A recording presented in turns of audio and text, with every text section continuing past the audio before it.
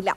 നമ്മൾ ഈ കാണുന്ന പോലെ മാതൃഭൂമി.കോമിലാണ് ആദ്യം കെ.ബി. ഗണേഷ് കുമാറിന്റെ ഭാര്യ ഇതുമായി ബന്ധപ്പെട്ട വാർത്ത അവരോട് മാതൃഭൂമി.കോമുമായിട്ടാണ് സംസാരിച്ചത്.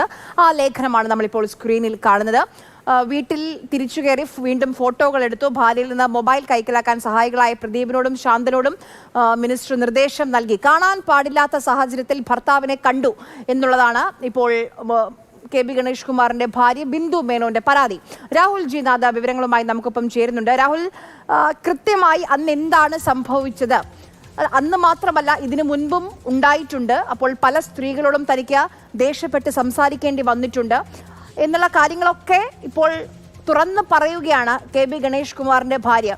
അപ്പോൾ താൻ മികച്ച മന്ത്രിയാണ്, താൻ മികച്ച പൊതുപ്രവർത്തകനാണ്, പത്തനാപുരത്തെ ജനങ്ങൾക്ക് എന്നെ അറിയാമെന്ന് പറഞ്ഞു നിൽക്കാൻ കഴിയുമോ?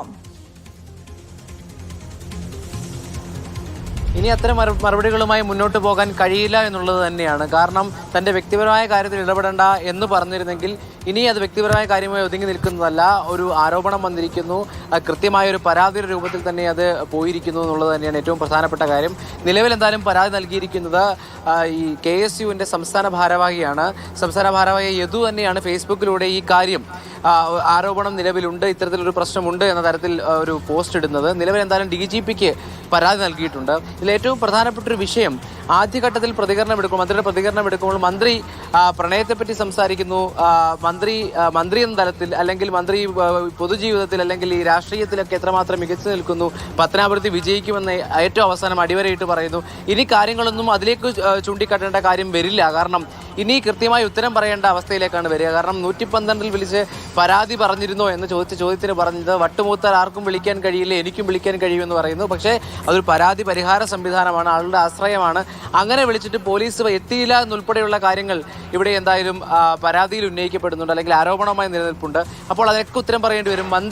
ഗണേഷ് കുമാർ മന്ത്രി ആയതുകൊണ്ട് തന്നെ ആ അധികാരം ഉപയോഗിച്ചുകൊണ്ടാണോ പിന്നീട് പോലീസിൽ ഇടപെടൽ നടത്താത്തതെന്നുള്ള തുടങ്ങിയ ചോദ്യങ്ങളൊക്കെ ബാക്കി നിൽക്കുകയാണ്. അപ്പോൾ എന്തായാലും ആര് സൂചിപ്പിച്ചതുപോലെ ഈ പരാതിയിൽ അല്ലെങ്കിൽ ആരോപണത്തിൽ കഴമ്പുണ്ടോ എന്ന ചോദ്യത്തിന് മറുപടി പറയാൻ മന്ത്രി തയ്യാറാകാൻ അപ്പുറത്തേക്ക് മന്ത്രിക്ക് പ്രണയമുണ്ടെന്ന് പറയുന്നുണ്ട്. ആ പ്രണയത്തെ മന്ത്രി മറ്റ് മേഖലകളിലെ പ്രമുഖരുമായി ബന്ധപ്പെടുത്തിയാണ് പറയുന്നത്. മന്ത്രി അത്തരത്തിൽ മറുപടി പറഞ്ഞു പോയെങ്കിൽ ഇനി ഈ വെളിപ്പെടുത്തൽ പുറത്തു വരുമ്പോൾ അല്ലെങ്കിൽ കാര്യങ്ങൾ പുറത്തു പറയുന്ന ഘട്ടത്തിലേക്ക് വരുമ്പോൾ ഇത്രയും നിസ്സാരമായി കാര്യങ്ങൾ വിശദീകരിച്ച് പോകാൻ കഴിയില്ല. കൃത്യമായി കാര്യകാരണ സഹിതം മന്ത്രിക്ക് വിശദീകരിക്കേണ്ടി വരും. ശരി, ഈ വിഷയം ഇത് അന്തരീക്ഷത്തിൽ കഴിഞ്ഞ കുറച്ച് ദിവസങ്ങളായി ഉണ്ട്. അതുമായി ബന്ധപ്പെട്ട് സമൂഹ മാധ്യമങ്ങളിലൊക്കെ ചില പോസ്റ്റുകളൊക്കെ നമ്മൾ കാണുന്നുണ്ടായിരുന്നു. പക്ഷേ ഒരു ഒറിജിനൽ ഐഡിയിൽ നിന്ന് നമ്മളത് കേട്ടത് അത് KSUവിൻ്റെ സംസ്ഥാന വൈസ് പ്രസിഡന്റായ യദു കൃഷ്ണൻ ഫേസ്ബുക്കിലിട്ട കുറിപ്പിലൂടെയാണ്. അതിൽ 7 ചോദ്യങ്ങൾ ആണ് യദു ചോദിച്ചത്. അതായത്, ഒരു മന്ത്രി സ്വന്തം വീട്ടിൽ അവിഹിത ബന്ധത്തിൽ ഏർപ്പെട്ടിട്ട് ഭാര്യ കൈയോടെ പൊക്കിയിട്ട് പോലീസിൽ പരാതി നൽകിയിട്ട് ഭാര്യയെ കയ്യേറ്റം ചെയ്തിട്ട് ഈ നാട്ടിൽ ഒരു നടപടിയും ഇല്ലേ എന്നുള്ളതാണ്, ഇതെന്ത് നീതി എന്നുള്ളതാണ് യദു കൃഷ്ണൻ, KSUവിന്റെ സംസ്ഥാന വൈസ് പ്രസിഡന്റാണ് ചോദിച്ചിരുന്നത്. ഇപ്പോൾ നമ്മൾ ഈ കാണുന്നത് KSU വൈസ് പ്രസിഡന്റായ യദു കൃഷ്ണൻ DGPക്ക്, സംസ്ഥാനത്തെ പോലീസ് മേധാവിക്ക് ഈ വിഷയത്തിൽ ഇപ്പോൾ ഔദ്യോഗികമായി തന്നെ പരാതി നൽകിയിരിക്കുകയാണ് എന്നുള്ള വിവരം കൂടി ലഭിക്കുന്നുണ്ട്. യദു ചോദിക്കുന്ന കാര്യം, മന്ത്രിയുടെ ഭാര്യയ്ക്ക് പരിക്ക് പറ്റി, എന്നിട്ടും പോലീസ് എന്തുകൊണ്ടാണ് ഒരു നടപടി സ്വീകരിക്കാത്തത്? 112 നൽകിയ പരാതിയുടെ അവസ്ഥ എന്തായി എന്ന് ആരെങ്കിലും തിരക്കിയോ? ഭാര്യ പോലീസിന്റെ ടോൾ ഫ്രീ നമ്പറിൽ പരാതി നൽകിയത് എന്തുകൊണ്ടാണ് ആരും അതിൽ നടപടി സ്വീകരിക്കാത്തത്? ഭാര്യയെ മന്ത്രിയുടെ നിർദ്ദേശാനുസരണം പേഴ്സണൽ സ്റ്റാഫ് മർദ്ദിച്ചത് ആരും അറിഞ്ഞില്ലേ? ഭാര്യയുടെ മൊബൈൽ മന്ത്രി കൈക്കലാക്കാൻ ശ്രമിച്ചത് അറിഞ്ഞില്ലേ? ഭാര്യ സ്വന്തം മൊബൈലിൽ തെളിവുകൾ ശേഖരിച്ചത് അറിഞ്ഞില്ല? അങ്ങനെ കുറെ ചോദ്യങ്ങളാണ് യദു കൃഷ്ണൻ ഇതിൽ പറയുന്നത്. ചില വാക്കുകൾ എഡിറ്റ് ചെയ്ത് മാത്രമേ എനിക്ക് എന്തായാലും വായിക്കാൻ കഴിയുകയുള്ളൂ. എന്തായാലും ഇതുമായി ബന്ധപ്പെട്ട് ഇപ്പോൾ ഔദ്യോഗികമായി പരാതി നൽകിയിട്ടുണ്ട് യദു. സംസ്ഥാനത്തെ പോലീസ് മേധാവിക്ക് പരാതി നൽകിയിരിക്കുകയാണ്. രാഹുൽ, അതായത് ഭാര്യ ബിന്ദു മേനോൻ പരാതി നൽകിയോ ഇല്ലേ എന്ന് നമുക്കറിയില്ല. പക്ഷേ ഈ വിഷയത്തിൽ KSU ഇടപെടുകയാണ്. KSU ഔദ്യോഗികമായി പോലീസിനെ, DGPയെ തന്നെ ഈ വിവരം അറിയിക്കുകയാണ്, പരാതി നൽകുകയാണ്. ഇനി എങ്ങനെയായിരിക്കും തുടർ നടപടി? എന്തായാലും KSU നാളെ തന്നെ ഒരു പത്രസമ്മേളനം വിളിച്ചു കൂട്ടിയിട്ടുണ്ട്. അവരുടെ പക്കൽ തെളിവുകളുണ്ട്.